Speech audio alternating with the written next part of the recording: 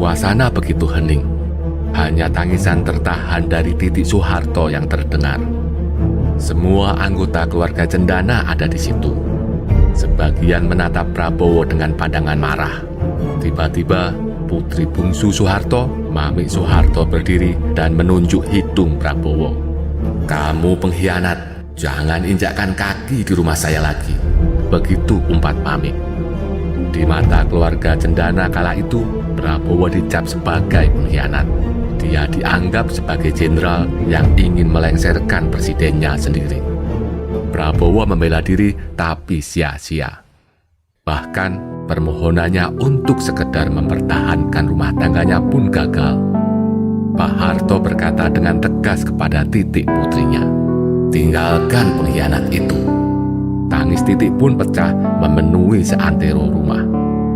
Akhirnya Prabowo dengan lunglai berjalan keluar sambil berkata kepada istrinya, "Jika tidak denganmu, juga tidak dengan siapapun. Cinta ini berawal darimu, maka habis juga denganmu." Seiring keluarnya Prabowo, konon Pak Harto kembali berucap, "Kembalilah kemari kalau kamu sudah bisa menyamai aku." Assalamualaikum sedulur. Video kali ini akan mengisahkan tentang balada cinta Prabowo Subianto dan Titik Soeharto, sekaligus bercerita tentang peluang bersatunya kembali keduanya pada tahun ini. Sumber cerita video ini diambil dari buku Jejak Perlawanan Begawan Berjuang Sumitro Djoyohadikusumo dan narasi yang berjudul Air Mata Titik Soeharto.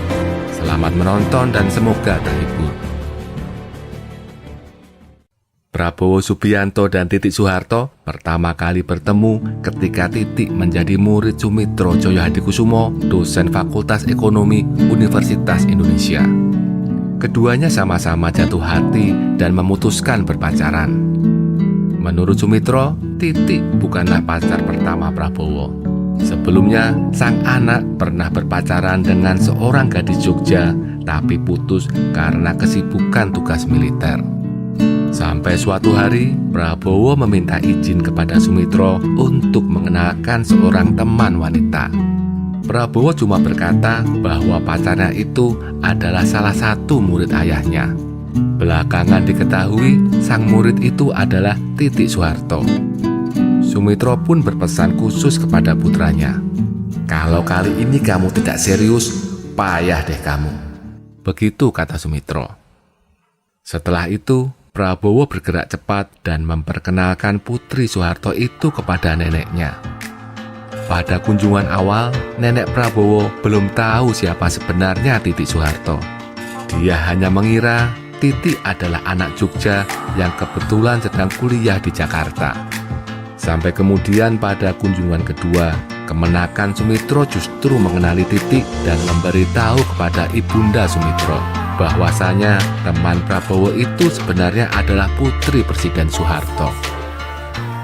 Sang nenek pun terperanjat. Semenjak itu, sang nenek berubah sikap. Bukannya tidak setuju, tapi sang nenek sangat anti budaya feodal. Dia tahu benar bahwa Ibu Tien Soeharto berasal dari kota Solo, dari Keraton Mangkunegaran yang terkenal sangat feodal. Ini tentu sangat berbeda dengan budaya nenek Prabowo yang sangat egaliter. Namun baik Sumitro maupun ibunya sesungguhnya cukup tertarik dengan kepribadian Titik yang dinilai sangat rendah hati dan sopan. Sampai kemudian pada sebuah upacara di Istana Negara, Ibu Tien Soeharto mendekati Sumitro. Dia berbisik-bisik soal kedekatan Prabowo dan Titik. Ibu Tien ingin hubungan anaknya dengan Prabowo ditingkatkan ke level yang lebih serius. Sumitro saat itu masih bingung.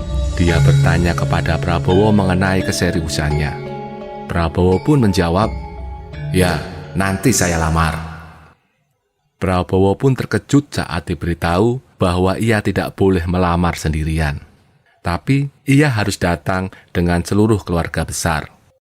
Singkat cerita, keluarga Soeharto menerima lamaran keluarga Sumitro dengan baik dan penuh hormat. Ibu Tien kala itu terlihat sangat berbahagia.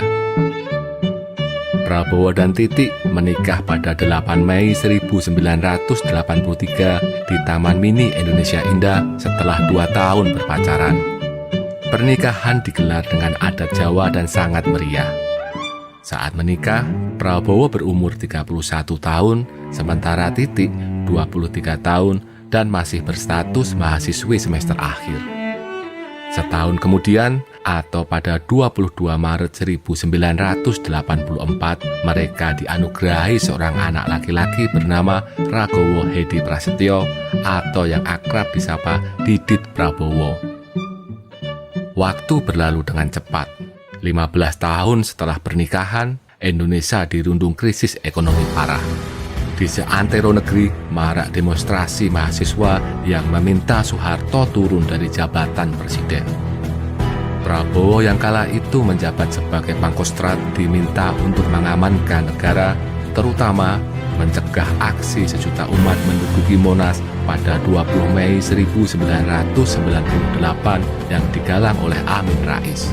Dengan pendekatan persuasif, Prabowo berhasil membuat Amin Rais membatalkan rencana menduduki Monas. Masih di tanggal 20 Mei, usai bertemu B.J. Habibie, Prabowo datang ke Cendana.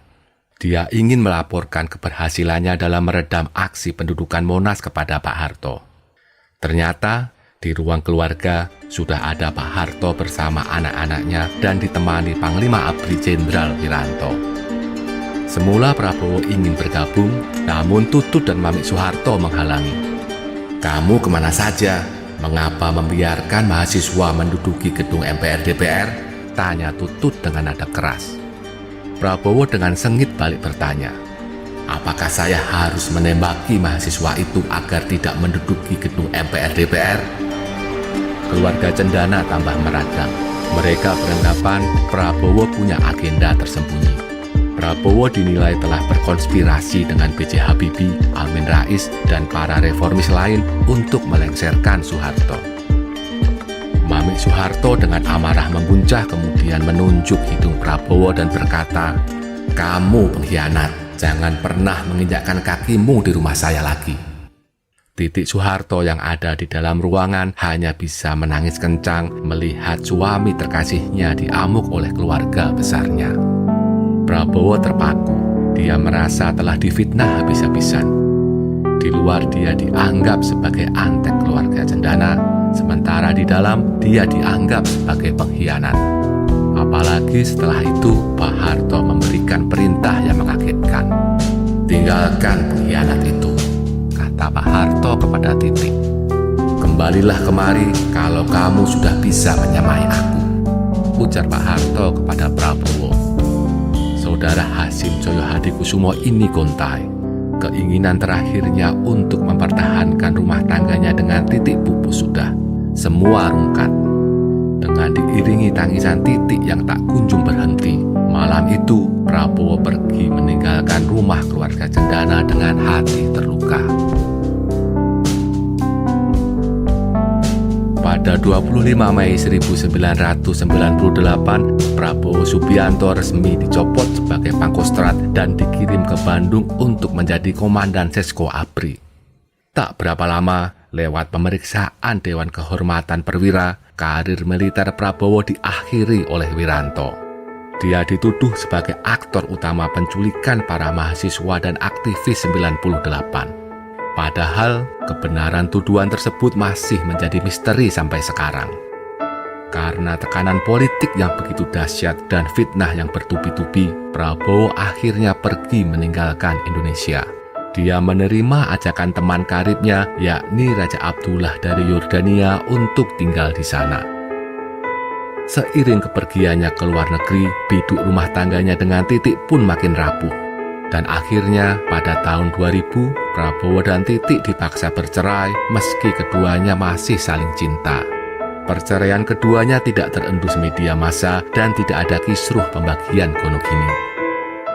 Meskipun sudah bercerai, Prabowo Subianto dan Titik Soeharto tetap menjaga hubungan baik dan silaturahim. Keduanya masih sering bertemu dalam berbagai kesempatan, baik yang bersifat pribadi maupun politik. Baik Prabowo maupun Titik juga tidak saling menikah lagi usai lebih dari 25 tahun bercerai. Keduanya masih menyimpan kenangan indah dari masa lalu. Mereka juga masih saling mendukung dan menghormati satu sama lain. Kini, setelah Prabowo sukses memenangi pemilihan presiden 2024, akankah keduanya kembali rujuk? Dalam sebuah sesi wawancara dengan Aiman pada 2015 lalu, Titik memberikan jawaban tentang peluang rujuk. Titik menjawab bahwa belum ada niatan untuk rujuk. Buat apa? Kata Titik. Toh keduanya sampai sekarang selalu berhubungan baik dan saling mendukung dalam setiap kesempatan. Keduanya juga bisa membesarkan Didit bersama-sama meski tidak berstatus suami istri. Tapi itu jawaban 10 tahun lalu ya sedulur. Bisa jadi tahun ini jawaban Titik akan berbeda. Ingat, bukankah kini Prabowo sudah menyamai Pak Harto? Sebuah syarat yang diminta Pak Harto kepada Prabowo jika ingin bersatu lagi dengan putrinya. Dengan memenangi pemilihan presiden 2024, Prabowo sudah selevel dengan Pak Harto, yakni di level pemimpin negara. Mari kita tunggu kabar baik dari keduanya. Bagaimanapun juga, Indonesia butuh sosok seorang ibu negara usai Prabowo dilantik menjadi presiden pada Oktober 2024 nanti. Terima kasih sudah menonton. Wassalamualaikum warahmatullahi wabarakatuh.